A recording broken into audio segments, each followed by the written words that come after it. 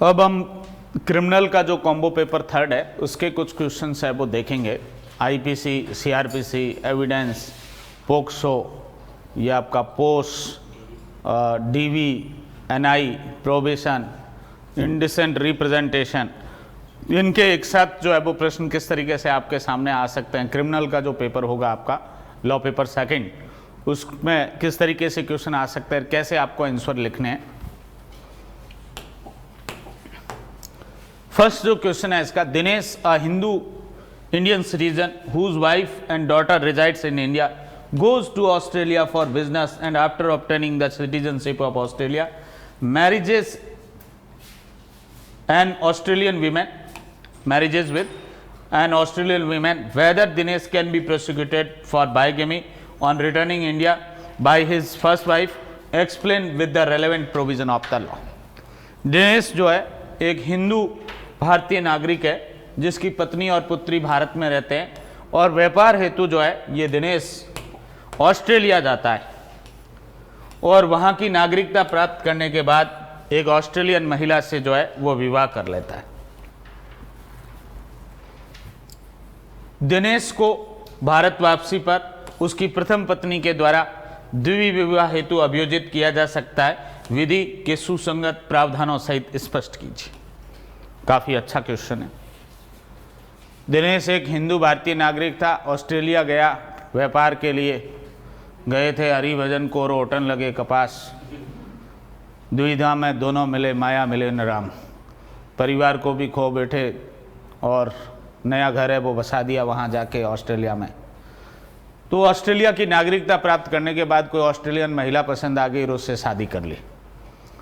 भारत आगमन हुआ होगा उनका, तो प्रथम विवाह की पत्नी ने आते उनके स्वागत के लिए कृष्ण भगवान के जन्मस्थली के दर्शन करने की जो है वो व्यवस्था शुरू कर दी। तो क्या ऐसा जो है वो हो सकता है, उनको भारत में अभियोजित किया जा सकता है द्विविवाह के वो अपराध के लिए। आपको सुसंगत विधि के प्रावधानों की सहायता से समझाना। क्या राय है आप लोगों की, फटाफट बताएं, टाइम बहुत कम है।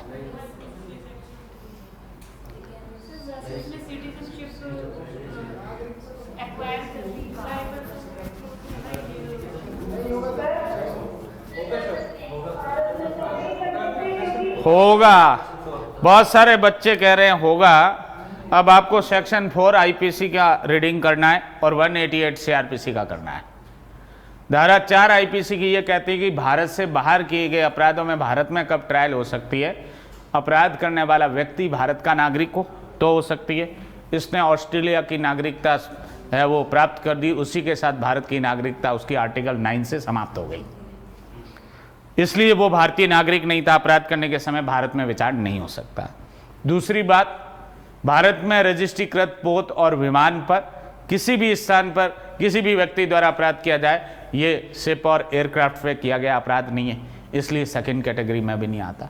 और थर्ड कैटेगरी जो है, इंडिया में लोकेटेड कोई कंप्यूटर सिस्टम है उसको टारगेट करते हुए आउट ऑफ इंडिया से कोई ऑफेंस किया गया तो वो इस मैटर में इन्वॉल्व नहीं है, इसलिए इसका आंसर नेगेटिव है कि उसका ऑस्ट्रेलिया में यदि बाइगेमी का अपराध है वहां ऑस्ट्रेलियन लॉ के अनुसार तो प्रथम विवाह की पत्नी को पासपोर्ट और वीजा बना के ऑस्ट्रेलिया जाना होगा और ऑस्ट्रेलिया में वो प्रोसिक्यूशन चला सकती है, इंडिया में उसका प्रोसिक्यूशन नहीं चल सकता। लॉ उसको सपोर्ट नहीं कर रहा, न धारा 4 कर रही है न 188 सीआरपीसी कर रही है। As per section 188 of the criminal procedure code, read with section 4 of the Indian penal code, Dinesh cannot be prosecuted for bigamy on returning India by his first wife because he was not the citizen of India at the time of commission of offence, and offence was not committed on any ship or aircraft registered in India, but he may be prosecuted in Australia if bigamy is an offence in that country। दंड प्रक्रिया संहिता की धारा 188 सपटित धारा 4 भारतीय दंड संहिता के अनुसार दिनेश को भारत वापसी पर उसकी प्रथम विवाह की जो पत्नी है उसके द्वारा द्वितीय विवाह हेतु अभियोजित नहीं किया जा सकता, क्योंकि दिनेश अपराध कारित करने के समय भारत का नागरिक नहीं था और भारत में रजिस्ट्रीकृत पोत या विमान पर अपराध है वो नहीं किया गया है, परंतु दिनेश का ऑस्ट्रेलिया में द्विवी विवाह के अपराध के लिए अभियोजन चलाया जा सकता है यदि ऑस्ट्रेलिया में प्रवर्त विधि के अनुसार द्विवी विवाह अपराध हो। ये इसका करेक्ट आंसर होगा जिसने इस तरीके से लिखा है। मेरा मानना है कि यदि 2 मार्क्स में पूछा गया तो पूरे के पूरे 2 मिल सकते हैं इसमें, एक आधा नंबर भी नहीं काटा जा सकता इसमें। सर इसको ऐसे भी लिख सकते हैं जैसे कॉन्स्टिट्यूशन का हम सेक्शन मतलब आर्टिकल 9 का क्यों फंसाए अपना कॉन्स्टिट्यूशन का? और इसमें हमने लिख दिया ये सीधा सा कि साहब भारत का नागरिक है, वो नहीं था, बस खत्म है बात। हाँ, आर्टिकल 9 का हवाला दे सकते हो आप, ज्यादा क्यों भारत का नागरिक नहीं था, ऑस्ट्रेलिया की नागरिकता प्राप्त करते हुए है वो भारत की नागरिकता सीजेज या समाप्त हो गई है वो संविधान के अनुच्छेद 9 के अनुसार और नागरिकता अधिनियम जो है 1955 उसके प्रावधानों के अनुसार, इसलिए वो भारत का नागरिक नहीं था। ये नागरिक नहीं होने का कारण बता सकते हो आप, और मुझे नहीं लगता कि जरूरत है इसमें। पेपर क्रिमिनल का है, कॉन्स्टिट्यूशन का कोई इन्वॉल्वमेंट, वो समझ जाएंगे, एग्जामिनर भी पकड़ लेंगे कि नागरिक नहीं है, ये कारण इसने पकड़ लिया, क्यों नहीं है वो नागरिक।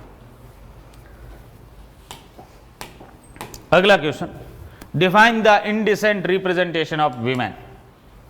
Define the indecent representation of women under the prohibition of indecent representation of women act 1986।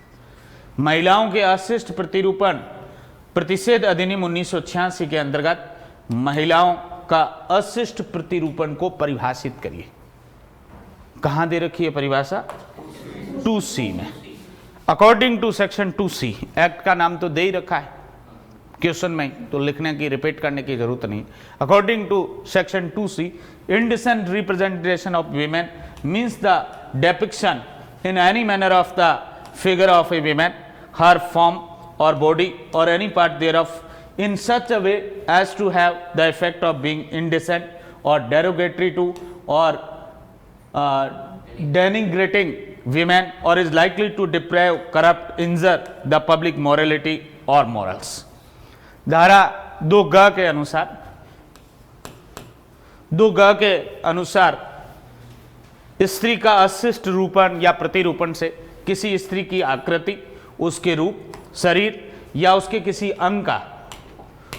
अंग का किसी ऐसी रीति से ऐसे रूप में चित्रण करना अभिप्रेत है जिसका प्रभाव अशिष्ट हो या जो स्त्रियों के लिए अपमानजनक हो, निंदनीय हो अथवा जिससे लोक नैतिकता या नैतिक आचार के विकृत, भ्रष्ट और क्षति होने की है वो संभावना हो, इस तरीके का डिपिक्शन या चित्रण है वो महिलाओं का किया जाए तो वो क्या कहलाएगा? वो महिलाओं का अशिष्ट रूपण है वो कहलाएगा। Next question, Bubbly, the girlfriend of the Bunty, gifts her father's laptop to Bunty. Bunty knows that it is her father's laptop. Bunty, without trying to know whether Bubbly's father has authorized her or not, takes away the above laptop. Have the Bubbly and Bunty committed any offense? Explain with the relevant provision of law. Bunty की girlfriend Babli है, अपने पिता का laptop Bunty को gift कर देती है क्योंकि हिंग लगी न फिटकरी। पिता का लैपटॉप है ना, खुद की मेहनत से लाया हुआ होता तो शायद गिफ्ट नहीं होता, सामने से गिफ्ट मांग लेते। बंटी को उक्त लैपटॉप का उसके पिता का होना ज्ञात है। लैपटॉप लेने वाले व्यक्ति को पता है कि ये इसका स्वयं का नहीं, पिता का है। बंटी बिना यह जानने का प्रयास किए कि पिता ने उसको ये लैपटॉप देने के लिए प्राधिकृत किया या नहीं, जो है वो प्राप्त कर लेता है। क्या अपराध किया इन दोनों ने? विधि के सुसंगत प्रावधानों की सहायता से समझाइए। क्या किया है आप लोगों की राय में? ये बबली जो है इसने तो चोरी की है, और ये जो बंटी है जिसको ये पता है कि चुराया हुआ माल है, उसको जानते हुए वो प्राप्त किया उसने। ये मेरी राय में 411। और ये जो है घर में से चोरी है, पिता का लैपटॉप बंटी को गिफ्ट कर देती, पता नहीं कहां से लेती है। 379 मान लेते हैं अपन, 379 और 411। In hand question, Babli is liable for committing the theft under section 379 Indian Penal Code as she takes her father's laptop out of his possession without his consent and gave it to the Bunty. An in hand question, the Bunty is liable under section 411 of the Indian Penal Code for dishonestly receiving the stolen property, knowing or reason to believe to be a stolen property. हस्तगत प्रश्न में बबली भारतीय दंड संहिता की धारा 379 में चोरी के अपराध के लिए दायी है, क्योंकि बबली ने अपने पिता के कब्जे में से लैपटॉप को उनकी सहमति के बिना बेईमानीपूर्ण ले लेने के आशय से हटाकर चोरी की है। और हस्तगत प्रश्न में बंटी जो है भारतीय दंड संहिता की धारा 411 में चुराई हुई संपत्ति को ऐसा जानते हुए या विश्वास का कारण रखते हुए बेईमानी पूर्वक प्राप्त करने के अपराध के लिए जो है वो दायी है या दोषी है। Next, explain the provision as to complaint of the sexual harassment under the Sexual Harassment of Women at Workplace Act 2013, prevention, redressal etc. लैंगिक उत्पीड़न का परिवाद, लैंगिक उत्पीड़न के परिवाद से संबंधित प्रावधानों को महिलाओं का कार्यस्थल पर लैंगिक उत्पीड़न निवारण, प्रतिषेध और प्रतिशोध अधिनियम 2013 के अंतर्गत समझाइए। पोस्ट एक्ट से ये क्वेश्चन है आपका। Section 9 is the answer of this question according to section 9.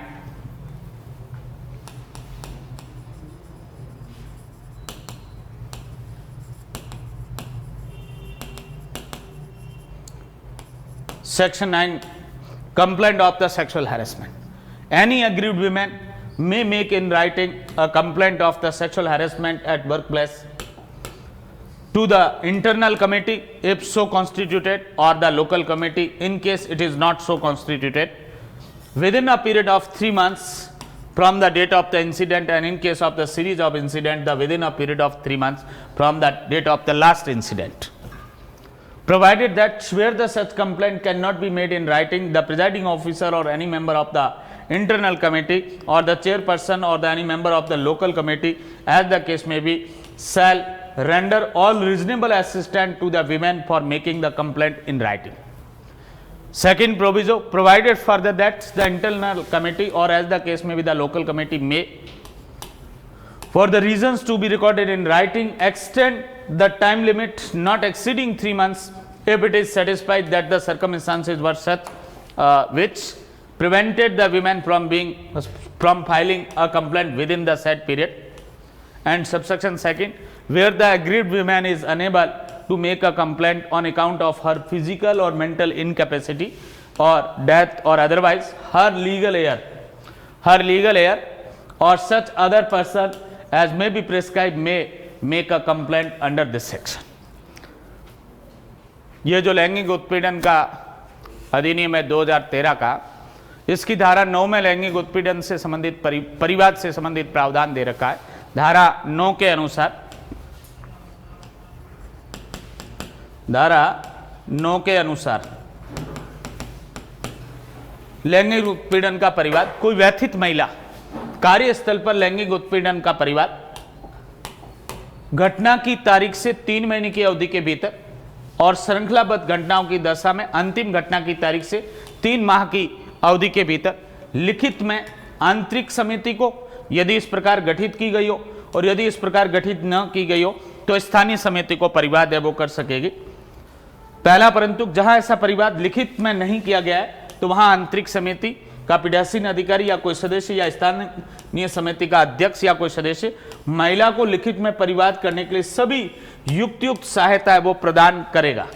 Second, परंतु जो टाइम एक्सटेंड करने से रिलेटेड है, परंतु यह और है कि यथास्थिति आंतरिक समिति और स्थानीय समिति लेखबद्ध किए जाने वाले कारणों से 3 महीने से अनधिक की समय सीमा को विस्तारित है वो कर सकती है, एक्सटेंड है वो कर सकती है, यदि उसका यह समाधान हो जाता है कि परिस्थितियां ऐसी थी जिसने महिला को उक्त अवधि के भीतर परिवाद फाइल करने से निवारित किया था। तो ये 3 महीने का एक्स्ट्रा टाइम है। यदि विद इन 3 मंथ्स नहीं होती है तो अगले 3 महीने में और है वो परमिशन दी जा सकती है, यदि है वो समय बढ़ाने के कारण है वो उचित प्रतीत होता है। सबसेक्शन 2, जहां व्यथित महिला अपनी शारीरिक या मानसिक असमर्थता या मृत्यु के कारण या अन्यथा परिवाद करने में असमर्थ है। शारीरिक या मानसिक असमर्थता के कारण या डेथ हो गई या अन्यथा किसी कारण से वो परिवाद व्यक्तिगत रूप से करने में असमर्थ है, तब उसका कोई विधिक वारिस या ऐसा अन्य व्यक्ति जो विहित किया जाए, और विहित किया जाए मीन्स नियमों में विहित है, वो इस धारा के अधीन उस व्यथित महिला की तरफ से परिवाद कर सकता है। Next question, 15 years old Chintu, 15 years old Chintu, क्या हुआ इंदु? क्वेश्चन नंबर 3 है जो 379 बताया ना उससे सेक्शन हाँ 378 क्यों नहीं था? क्या कह रहे हो? 378 के अनुसार 379 के अच्छा 378 क्यों नहीं लिखा? वो परिभाषा का सेक्शन है, जो अपराध जो बनता है वो उसके पीनल प्रोविजन में बनता है, जो दंडनीय है। मर्डर का जब ऑफेंस होगा तो चार्ज 302 में बनेगा, कन्विक्शन 302 में होगी। उसने हत्या का अपराध किस धारा में दंडनीय किया है, उसमें 302 वो होगा 300 की जगह। तो वो तो परिभाषा का सेक्शन है जिसमें पीनल प्रोविजन दे रखे हैं, उस सेक्शन में वो अपराध का दोषी होगा। Yes, 15 years old Chintu on being failed in examination became upset and frustrated by the admonition of his father, calls and takes advice from his maternal uncle Ganesh, who carries the business in Bombay. Ganesh asked the Chintu that you come to me, I will make your life. On this, Chintu, without telling his father, secretly goes away to Bombay and starts the living with the Ganesh. Explain with the reason regarding the criminal liability of the Ganesh. 15 वर्षीय चिंटू जो है परीक्षा में असफल होने पर, अनुत्तीर्ण होने पर पिता की डांट से परेशान वो निराश होकर अपने मामा गणेश जो कि बंबई में व्यापार करता है उससे फोन कर सलाह लेता है कि ऐसी स्थिति में अब क्या किया जाए। फेल हो गए परीक्षा में, पिता जो है वो सुबह शाम दोपहर जब भी मिलते हैं डांटते हैं, फटकारते हैं।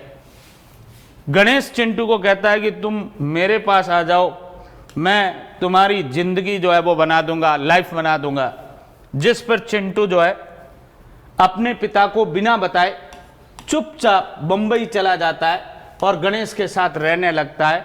गणेश के आपराधिक दायित्व के संदर्भ में कारण सहित स्पष्ट करें, गणेश ने क्या अपराध किया है, ये आप विथ रीजन जो है कारण सहित जो है वो बताएं। क्या अपराध किया है? हो सकता है कोई अपराध 15 साल का है। हाँ, in hand question the Ganesh is guilty of the offense of kidnapping from the lawful guardianship punishable under section 363 of the IPC because the Ganesh without the consent of father induces to left the father's house by Chintu and so it amounts to entice under section 361 of the IPC। हस्तगत प्रश्न में गणेश भारतीय दंड संहिता की धारा 363 जो kidnapping को दंडित करती है, दंडनीय विधिपूर्ण संरक्षकता में से व्यापरण के अपराध का दोषी है क्योंकि गणेश के द्वारा चिंटू को उसके पिता का घर छोड़ने के लिए उत्प्रेरित है वो किया गया, जो कि भारतीय दंड संहिता की धारा 361 में बहका के ले जाने की श्रेणी में आता है और उसके पिता की सहमति के बिना जो है वो बहका के वो ले जाया गया। Next, define the sexual harassment under the sexual harassment of women at work place act 2013। लैंगिक उत्पीड़न जो शब्दावली है इसको महिलाओं का कार्यस्थल पर लैंगिक उत्पीड़न निवारण प्रतिषेध और प्रतिशोध अधिनियम 2013 के अंतर्गत परिभाषित कीजिए। What is the definition of sexual harassment under this 2013 act as per 2N, as per the 2N of the 2013 Act? What is the definition of sexual harassment? Sexual harassment include any one or more of the following unwelcome acts or behavior whether directly or by implication, namely physical contact and advances, a demand or request for sexual favors, making sexually colored remarks, showing the pornography and any other unwelcome physical, verbal, non-verbal conduct of the sexual nature। दो ढ जो है 2013 का अधिनियम उसमें लैंगिक उत्पीड़न को परिभाषित कर रखा है। इसके अंतर्गत निम्नलिखित एक या अधिक अवांछनीय कार्य या व्यवहार, चाहे वो प्रत्यक्ष रूप से हो या विवक्षित रूप से है, यह शामिल है। क्या क्या? शारीरिक संपर्क और अग्रगमन, लैंगिक अनुकूलता की मांग और अनुरोध करना, लैंगिक टिप्पणियां है वो करना, लैंगिक से युक्त जो है वो टिप्पणी करना, अश्लील साहित्य दिखाना और लैंगिक प्रकृति का कोई अन्य अवांछनीय शारीरिक, मौखिक, अमौखिक आचरण है वो करना। ये सभी जो है कृत्य जो है ये सेक्सुअल हैरेसमेंट या लैंगिक उत्पीड़न शब्दावली के अंदर जो है वो शामिल है। हाँ हाँ, सेक्शन 3 भी इसमें नोट किया जा सकता, बट छोटा शॉर्ट नोट में क्वेश्चन है, सीधा डेफिनेशन का है, परिभाषा का, तो मुझे लग रहा है 2N पर्याप्त है इसमें। सर ये जो फिफ्थ सेक्शन था ना, हाँ इसमें पिंटू को जो उसके मामा की कर गया है, तो मतलब वो अपवाद की श्रेणी में नहीं आएगा? कैसे, क्या इंटरेस्ट की गई है कस्टडी पिता के द्वारा मामा के पास? अपवाद में तो ये लिखा हुआ है interested, if the custody of the child is interested to the any person then it is considered a deemed to be a lawful guardian. यहाँ इंटरेस्ट थोड़ी की है भाई, जैसे मामा के पास पिता छोड़ देता पढ़ने के लिए आदि, तो पिता के साथ साथ मामा भी है वो लॉफुल गार्जियन होता। Yes, next question, a man who is on bail from the High Court in trial for the offence of murder remains absent without sufficient cause in the trial and does not appear even if after the issuance of the proclamation of the court.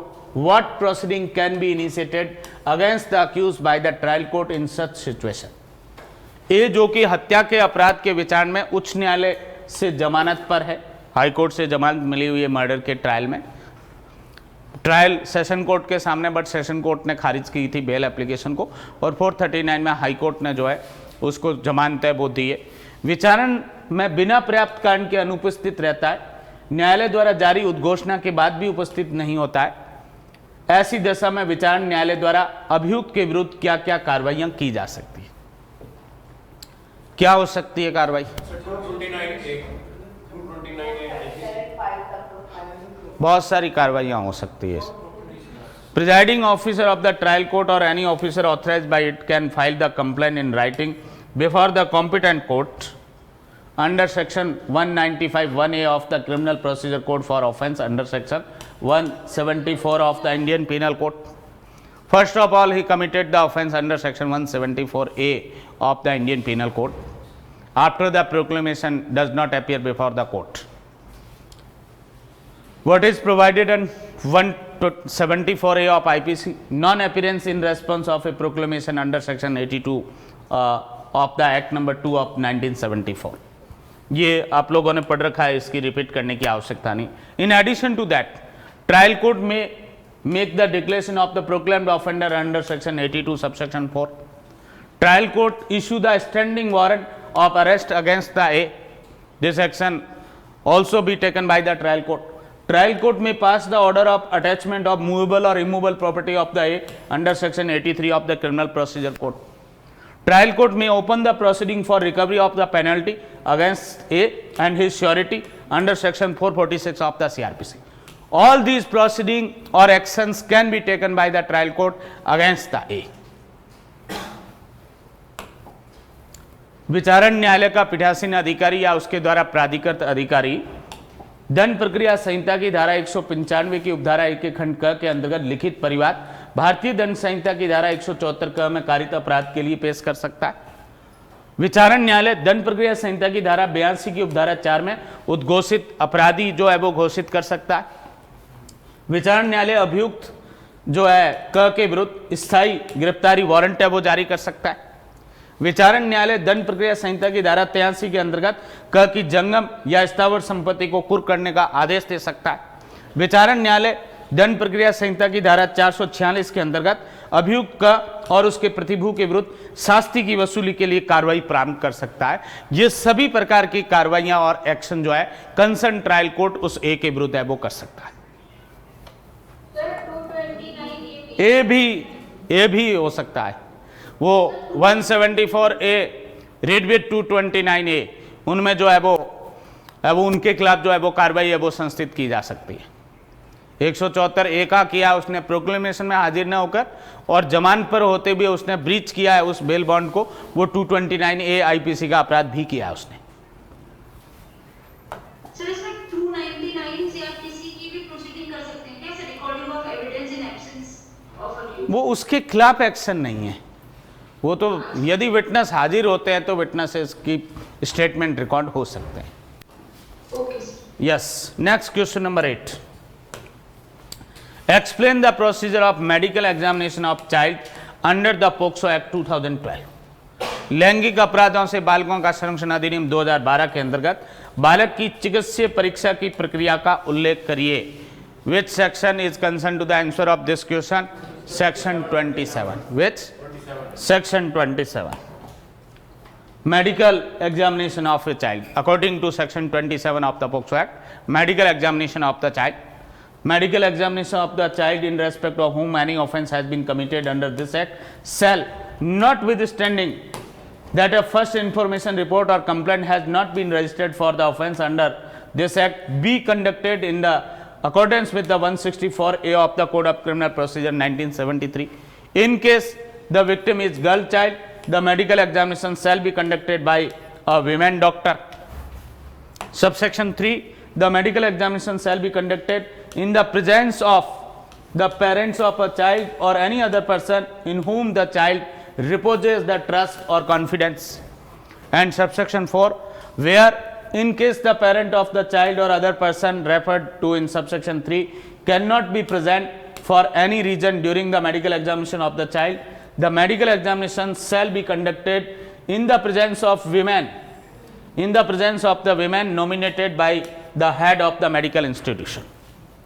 धारा 27 आप देखेंगे POCSO अधिनियम की धारा 27 के अनुसार बालक की चिकित्सीय परीक्षा, उपधारा 1 में देखेंगे आप, बालक की चिकित्सीय परीक्षा जिसके विरुद्ध अपराध हुआ है इस पोक्सो एक्ट के अंतर्गत धारा 3, 5, 7, 9, 11 आदि के अंतर्गत, तो किसी बात के होते हुए भी उस अपराध के लिए कोई एफआईआर या परिवाद दर्ज नहीं किया गया है, रजिस्टर्ड नहीं किया गया, उससे पहले भी अब वो चिकित्सीय परीक्षा है वो हो सकती है।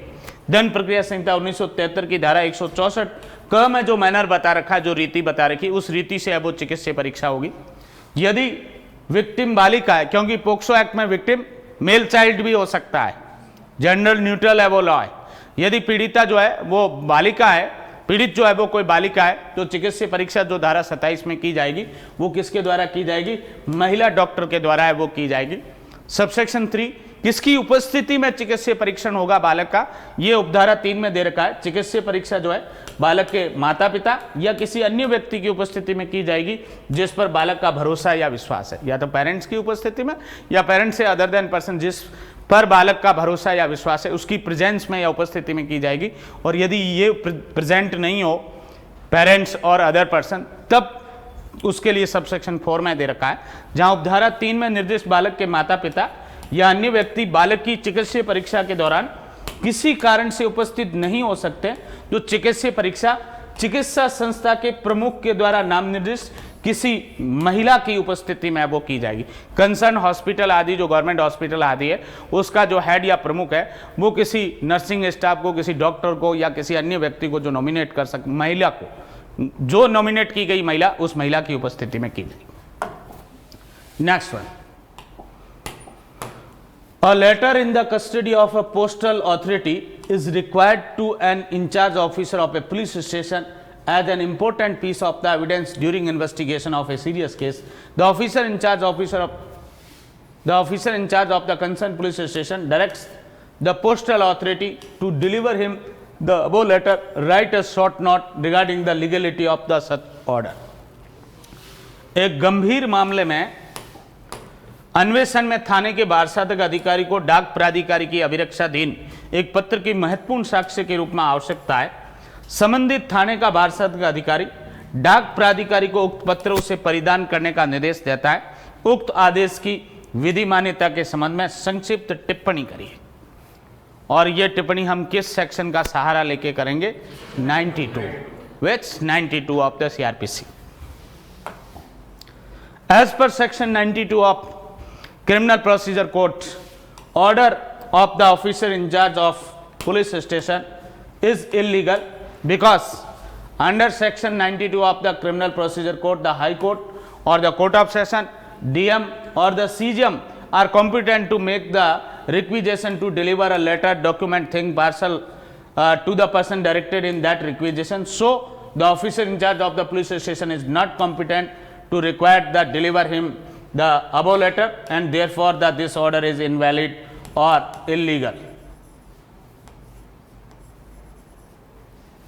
दंड प्रक्रिया संहिता की धारा 92 के अनुसार पुलिस थाने के भारसत्व अधिकारी का यह आदेश है वो कैसा है?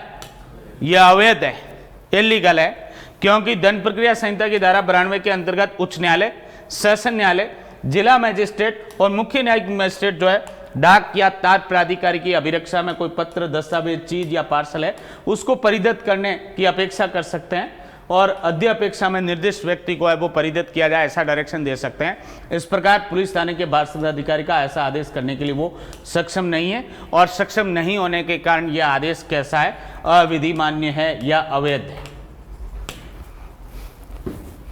Next question, differentiate between the evidence given by an accomplice and co-accused and decide the evidentiary value of the each of them.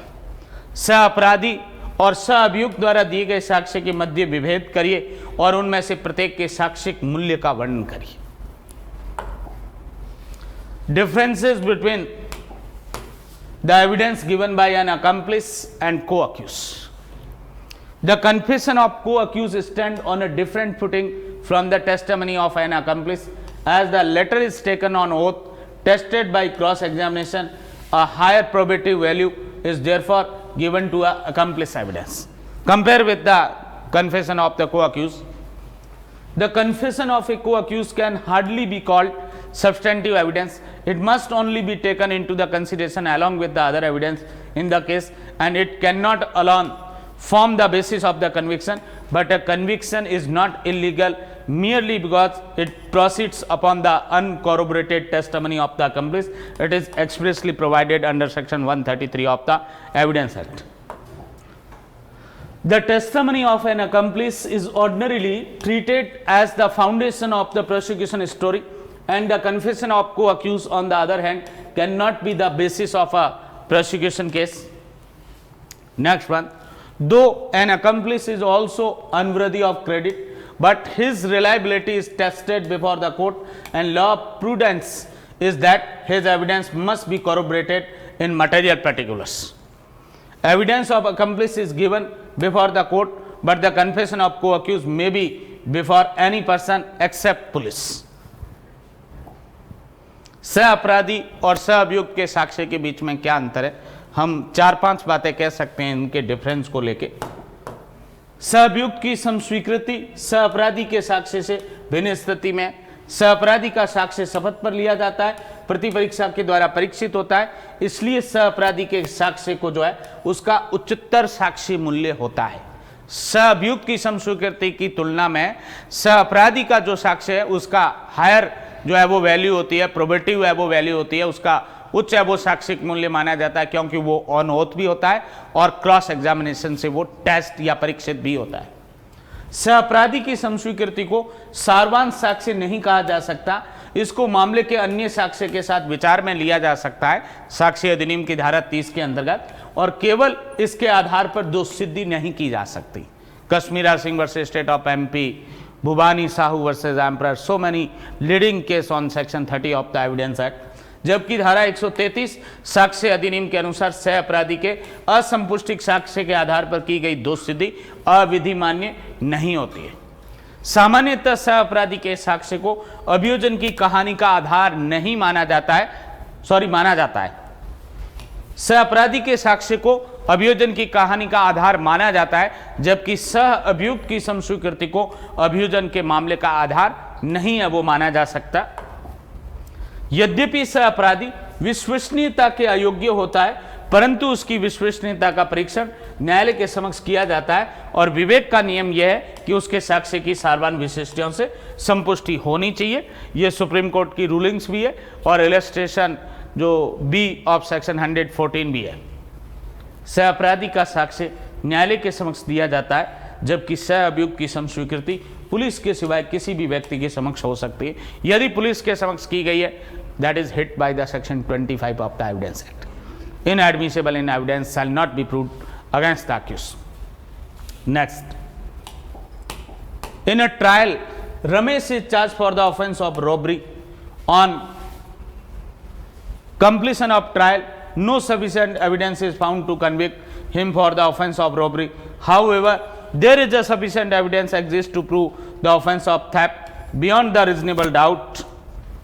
In such condition, what order can be passed by the court? Explain with the support of the relevant provision. Ramesh को विचारण के दौरान लूट के अपराध का आरोप सुनाया गया और विचारण पूर्ण होने पर लूट के अपराध के लिए उसे दोष सिद्ध करने हेतु पर्याप्त साक्ष्य विद्यमान नहीं पाया जाता है। हालांकि चोरी का अपराध जो है युक्तियुक्त संदेह से परे साबित करने हेतु पर्याप्त साक्ष्य विद्यमान है। ऐसी स्थिति में न्यायालय द्वारा क्या आदेश पारित किया जा सकता है? सुसंगत प्रावधानों के समर्थन से स्पष्ट कीजिए।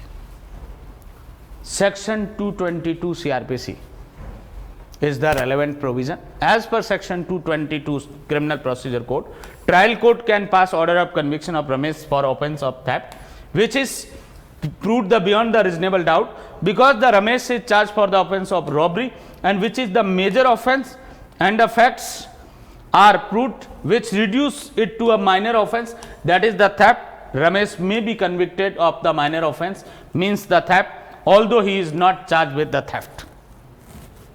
धन प्रक्रिया संहिता की धारा 222 के अनुसार विचारण न्यायालय रमेश को चोरी के लिए दोष सिद्ध करने का आदेश पारित कर सकता है, जो कि युक्तियुक्त संदेह से परे साबित है, क्योंकि रमेश का लूट के अपराध के लिए विचारण किया गया, जो कि एक बड़ा अपराध है, और विचारण के दौरान साबित अपराध चोरी, जो कि उस लूट का छोटा है, वो अपराध है। हर लूट में क्या होगी? या तो चोरी होगी या उद्यापन होगा। एवरी रॉबरी में क्या होगा? ईदर थेफ्ट और एक्सटॉर्शन, क्या तो चोरी होगा या उद्यापन। Means robbery is the aggravated form of the theft और एक्सटॉर्शन। तो विचारण के दौरान चोरी, जो कि लूट का ही छोटा अपराध है, साबित छोटे अपराध के लिए दोष सिद्ध किया जा सकता है, यद्यपि छोटे अपराध के लिए आरोप है वो नहीं लगाया गया। Next one, a request B to loan him a sum of rupees 10,000. B refuses, upon which A steps the B in the trial of the above offence whether this fact is relevant that the earlier also in same manner B had deadly assaulted the person who denied for the lending money. Explain in brief, narrating the relevant provisions. A B से 10,000 रुपये उधार देने की प्रार्थना करता है और B मना कर देता है, जिस पर A जो है वो बी को चाकू मार देता है। पैसे तो उधार मांगने के लिए जाते हो और पैसे जो है उधार नहीं मिलने पर उस पर अटैक है वो कर देते हो। उक्त अपराध के विचारण में क्या यह तथ्य सुसंगत है कि पूर्व में भी रुपए उधार देने से मना करने वालों पर बी यहाँ कौन है? बी विक्टिम है इस अपराध के अंदर। ए जो अक्यूज है और बी है वो क्या है? परिवादी है या इन्फॉर्मेंट है, विक्टिम है, पीड़ित है। बी ने इसी प्रकार जानलेवा हमला किया था। सुसंगत प्रावधानों को उल्लिखित कर संक्षेप में स्पष्ट करें। ये भी अभी लेटेस्ट किसी 2022 में या पिछले किसी एग्जाम में पूछा गया है। हालांकि इसकी जगह ए होता तो और ज़्यादा अच्छा होता, बट उसका भी जो है पहले वो जिन लोगों ने बी को देने से मना किया था, बी ने भी अटैक किया था उन पर, उसके बदले जो है इस बार बी ने मना किया तो बी पर है वो अटैक हो गया। तो क्या ये फैक्ट है वो रेलेवेंट है? सेक्शन 14 जो है वो इसका आंसर देगा आपको। As per the explanation first of section 14 of evidence act, this fact is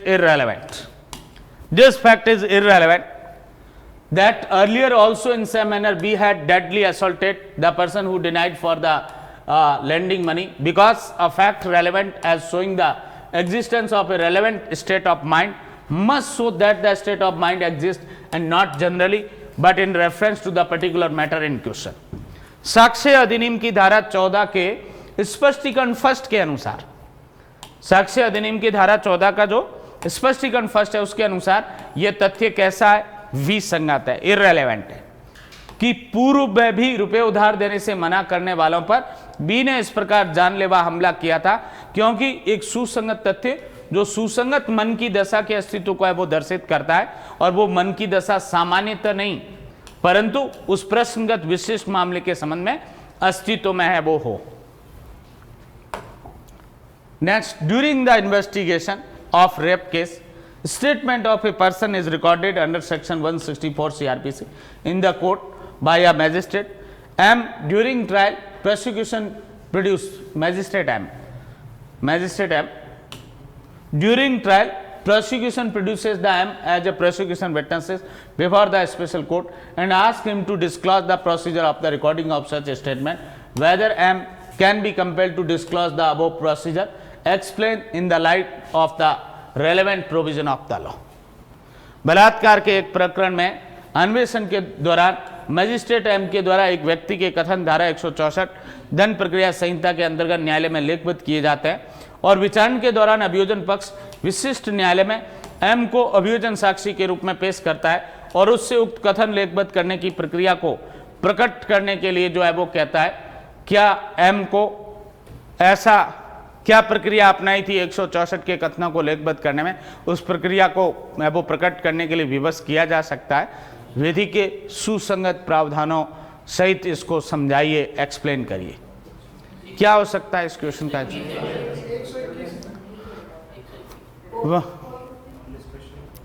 121 evidence act से इसका आंसर हो सकता है। And there is required the special order of the superior court. What is required? Special order of the superior court. वरिष्ठ न्यायालय का जो है विशेष आदेश से ही उसको मैजिस्ट्रेट के रूप में है वो कॉल है वो किया जा सकता है। और दूसरी बात, मान लो उसको कॉल कर भी दिया स्पेशल ऑर्डर से भी, तो क्या उसको कंपेल किया जा सकता है इस बात को जो है वो प्रकट करने के लिए? जब कॉल किया गया तो कहा जा सकता है उससे किस मैनर में उसने रिकॉर्ड किया था, वो क्या क्या प्रोसीजर अडॉप्ट किया था। उसने ये बताया था कि वो किसी फेयर आदि में तो नहीं दे रहा है स्टेटमेंट, और जो है जो 164 का प्रोसीजर जो है उसने प्रॉपरली फॉलो किया या नहीं, ऐसा हो सकता। देखते हैं क्या है आंसर इसका। State of UP versus Singhara Singh 1964 supreme court. Para number 10, explain the scope of the oral evidence with respect to the statement under section 164 of the CRPC as can be adduced under section 533 of the code, now the 463 of the code in following words. What section 533 of the old code 1898 CRPC therefore does it permit the oral evidence to be given to prove that the procedure laid down in 164 had in fact been followed when the court finds that the record produced before it does not show that that was so. If the oral evidence establishes that the procedure had been followed, then only can be record be admitted. Therefore far from showing that the procedure laid down in section 164 is not intended to be obligatory, section 533 really emphasizes that the procedure had to be followed. The section only permits the oral evidence to be proved that the procedure had actually been followed in certain cases where the record which ought to show that does not on the face if it does so. State of UP बनाम Singhara Singh 1964 supreme court. Para number 10 जो है इस judgement का, इसमें supreme court ने यह clear किया कि धारा 164 दंड प्रक्रिया संहिता के कथनों के संबंध में मौखिक साक्ष्य, हालांकि ये 1964 का जजमेंट है जब पुरानी CRPC इन्फोर्स में थी। ये 1973 की CRPC तो इससे 10 साल बाद में बनी है। तो 1898 की जो CRPC उसमें रेलेवेंट प्रोविजन 533 था, तो उस 164 जो 533 पुरानी CRPC का सिमिलर है, उनके कथनों के संबंध में मौखिक साक्ष्य के क्षेत्र को स्पष्ट किया गया है। दंड प्रक्रिया संहिता 1898 की धारा 533, नई संहिता की धारा 463 में निम्नलिखित प्रावधान है कि विचारण न्यायालय के समक्ष पेश किए गए अभिलेख से यह दर्शित नहीं होता है कि धारा 164 की प्रक्रिया की अनुपालना का अनुसरण किया गया है। यदि मौखिक साक्ष्य से यह स्थापित हो जाता है कि प्रक्रिया का अनुसरण किया गया है, तब ऐसे अभिलेख को साक्ष्य में स्वीकार किया जा सकता है। धारा 533 नई CRPC की धारा 463 में वास्तविक रूप से इस बात पर जोर दिया गया है कि प्रक्रिया का अनुसरण किया जाए और कुछ मामलों में प्रक्रिया का वास्तव में अनुसरण किया गया था, उक्त धारा केवल मौखिक साक्ष्य को अनुज्ञात करती है, जबकि अभिलेख से प्रक्रिया की पालना किया जाना दर्शित नहीं होता है। जब रिकॉर्ड से ये नहीं दर्शित होता है कि वो पालना की गई है वो प्रोसीजर की, तो उस कंडीशन में मौखिक साक्ष्य इसके बारे में दिया जा सकता है। ऐसा व्यू सुप्रीम कोर्ट ने इस जजमेंट में वो दिया है। Murugaswamy versus state 2017 Madras high court, para number 33, therefore a magistrate who had recorded the confessional statement of the accused can be summoned as a witness only if it is found by the trial court that there has been an infraction of the section 164 or section 281 of the code and not otherwise. The trial court should bear in mind this salutary aspect before unnecessarily summoning a judicial officer and putting him in the witness box at the cost of the judicial time. मुरुगस्वामी बनाम state 2017 Madras high court, इसमें भी कहा कि बुलाया तो जा सकता है, बट ऐसा तब जब प्रामा फेसी ऐसा लगता हो कि 164 और 281 का प्रोसीजर फॉलो नहीं हुआ है, तब बुलाया जा सकता है। मजिस्ट्रेट जिसके द्वारा अभियुक्त की समस्वीकृति का कथन लेखबद्ध किया गया है, साक्षी के रूप में बुलाया जा सकता है जब विचारण न्यायालय यह पाता है कि दंड प्रक्रिया संहिता की धारा 164 या 281 का उल्लंघन हुआ है, मैंडेटरी प्रावधानों की पालना है वो नहीं की गई है। विचारण न्यायालय यह बात मस्तिष्क में रखे कि न्यायिक अधिकारी को अनावश्यक रूप से बुलाना और न्यायिक समय के व्यय पर उसे साक्षी के रूप में जो है वो बुलाना जो है वो इस बात को ध्यान में रखते हुए अननेसेसरी उसका न्यायिक समय खराब न करें। जहां वास्तव में लग रहा है कि वो वॉलेशन हुआ है तो वहां एक्सेप्शनली है वो कॉल किया जा सकता है। तो इन दोनों जजमेंट के क्रक्स से हम ये कह सकते हैं कि मैजिस्ट्रेट को कॉल है वो किया जा सकता है। इसके साथ 121 भी आप मेंशन कर दें, एविडेंस एक्ट का 121 कि इसके लिए क्या जरूरी है, special order of the superior court.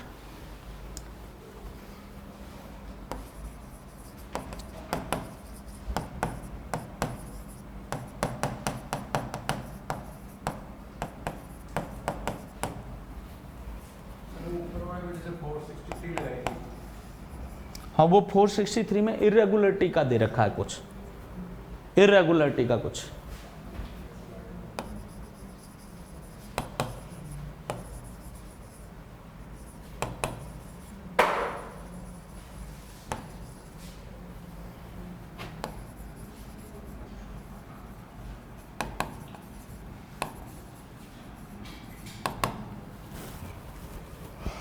Hindi में भी आप लिखते हैं साक्ष्य अधिनियम की धारा 121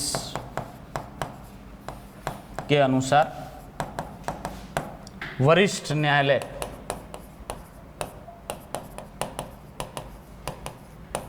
के विशेष आदेश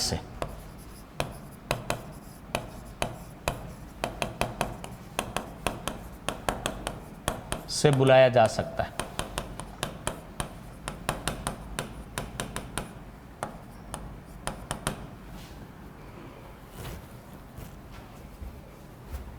Next,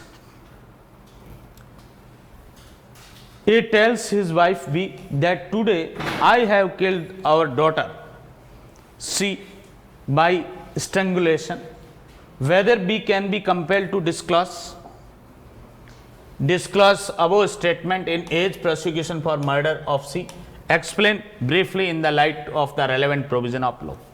A अपनी पत्नी B को कहता है कि मैंने आज अपनी बेटी C का गला दबाकर हत्या कर दी है। शर्म और नहीं आ रही है ऐसी बात कहते हुए वो। मैंने अपनी बेटी का जो है पुत्री का गला दबाकर है वो हत्या कर दी है। क्या सी की हत्या के लिए ए के अभियोजन में बी को उक्त कथन न्यायालय में प्रकट करने के लिए विवश किया जा सकता है? विधि के सुसंगत प्रावधानों के प्रकाश में संक्षिप्त में स्पष्ट करें। 121 एविडेंस एक्ट जो है जनरल रूल ये है, if any communication has been made by the one spouse to the another spouse, one party of the marriage to the his or her spouse, then generally cannot compel to disclose the such communication, but there are certain exceptions. With the consent of the that spouse it can be disclosed. If there is a civil dispute between the parties of the marriage, it can be disclosed. If there is a criminal prosecution between the party of the marriage, it can be disclosed. and if heard by the third party, he or she can disclose. तो ये जो है ये prosecution between husband and wife है. Daughter का murder किया, उसके लिए वाइफ जो है वो हस्बैंड के खिलाफ मर्डर का प्रोसिक्यूशन चला रही है. The prosecution between the husband and wife, she can disclose. It fall under the exception. As per section 122 of the Indian Evidence Act, any communication made by the one party of the marriage to other party, generally that party of the marriage to whom the communication is made, cannot be compelled to disclose the such communication, but with consent of the party who gives the communication may be disclosed. And if any civil or criminal proceeding between the party of the marriage, then such communication may be disclosed. If in hand question criminal proceeding is instituted by the B against the A, then B may disclose the communication that today I have killed our daughter C by strangulation. This communication may be disclosed by the wife, because there is a criminal prosecution between the wife and husband, and it fall under the exception. साक्ष्य,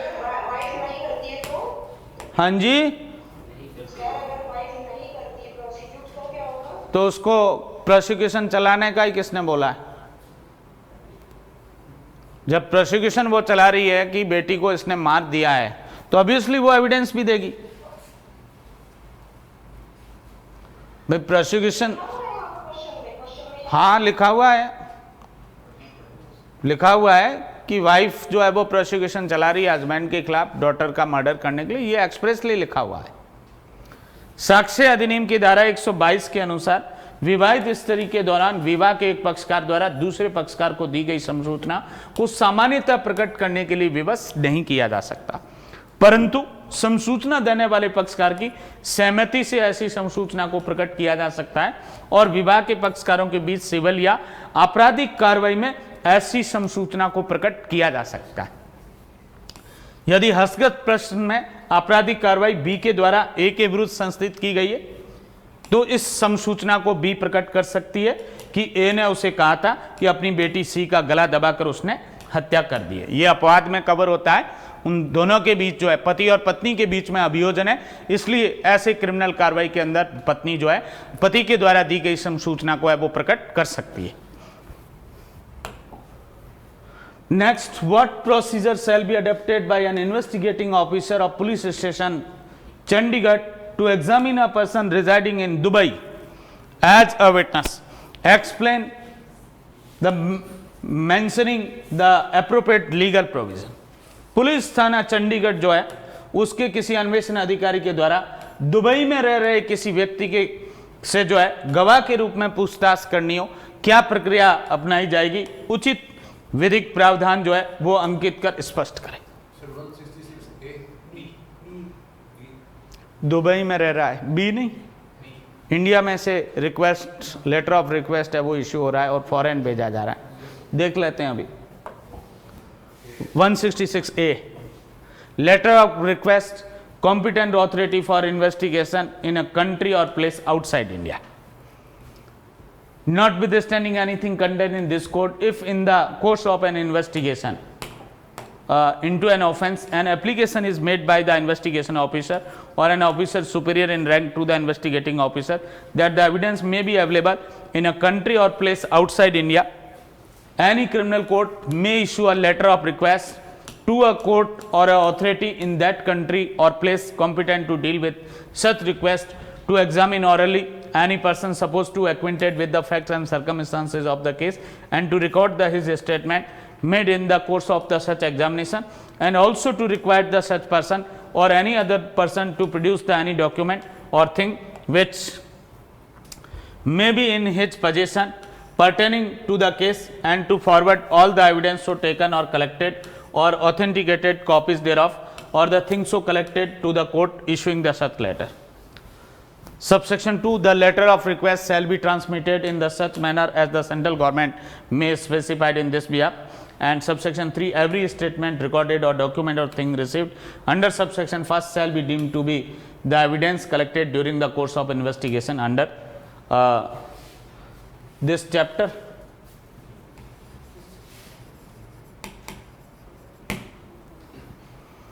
Subsection 1 is the answer of the this question. Subsection 2 and 3 additional matter है, केवल subsection first से answer complete हो जाएगा आपका। धारा 166 का जो है उसके अनुसार सीआरपीसी भी लिखे आप, दंड प्रक्रिया संहिता, दंड प्रक्रिया संहिता की धारा 166 के अनुसार भारत के बाहर किसी देश या स्थान में अन्वेषण के लिए सक्षम अधिकारी को सक्षम प्राधिकारी को अनुरोध पत्र।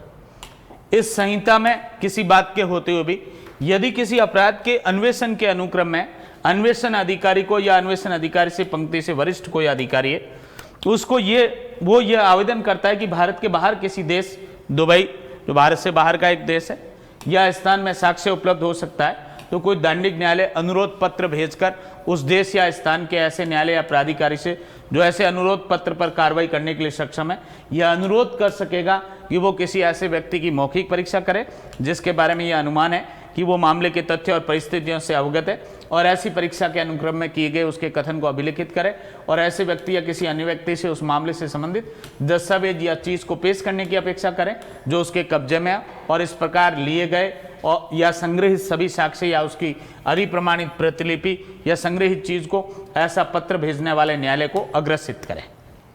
तो आईओ जो है वो जहां जिस कोर्ट का जुडिक्शन है, क्रिमिनल कोर्ट का जो है चंडीगढ़ के उस पुलिस स्टेशन पर, वहां एक एप्लीकेशन पेश कर सकता है आईओ या आईओ से सुपीरियर ऑफिसर जो है, और कंसर्न कोर्ट जो है वो अनुरोध पत्र है वो दुबई के उस कोर्ट या प्राधिकारी को है वो भेज सकता है जिसके क्षेत्राधिकार में कंसर्न विटनेस है वो रहता है। Next, whether an accused of non bailable offence can be released on bail by the officer in charge of the police station explain with the relevant provision of law. This question asked in the ADJ main exam 2022। क्या थाने के भारसाधक अधिकारी द्वारा किसी अजमानती अपराध के अभियुक्त को जमानत पर छोड़ा जा सकता है? विधि के सुसंगत प्रावधान सहित स्पष्ट करिए। In charge officer of police station क्या नॉन बेलेबल ऑफेंस में बेल पर रिलीज है वो कर सकता है? और लॉ के प्रोविजन भी बताइए। आंसर एकेडमिक साइड से यस है। In charge officer of police station can release the accused person of the non-bailable offence under section 437 of the CRPC. Read with the subsection first, subsection second, subsection 4 of section 437. Answer is positively yes, but in practical, this power not exercised by the in-charge officer of the police station.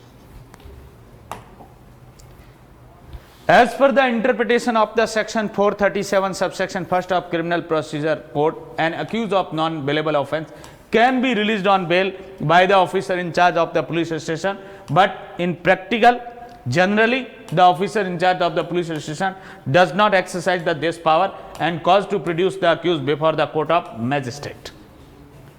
दंड प्रक्रिया संहिता की धारा 437 की उपधारा 1 में आप पढ़ लेना, police थाने का भारसाधक अधिकारी या सेशन न्यायालय या उच्च न्यायालय से भिन्न कोई न्यायालय, तो वहां जो है वो पावर तो है बट एक्सरसाइज नहीं की जाती है।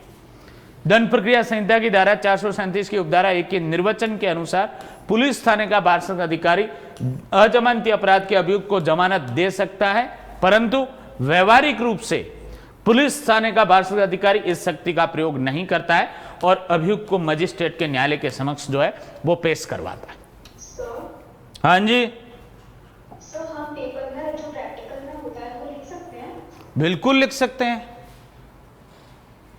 क्योंकि हम पहली बात तो हमने सुप्रीम कोर्ट की रूलिंग मिल जाएगी आपको इस बिंदु पे सबसेक्शन फर्स्ट, सेकंड और फोर्थ के इंटरप्रिटेशन की कि एसएचओ भी एम्पावर है 437 में नॉन बेलेबल ऑफेंस में बेल देने के लिए।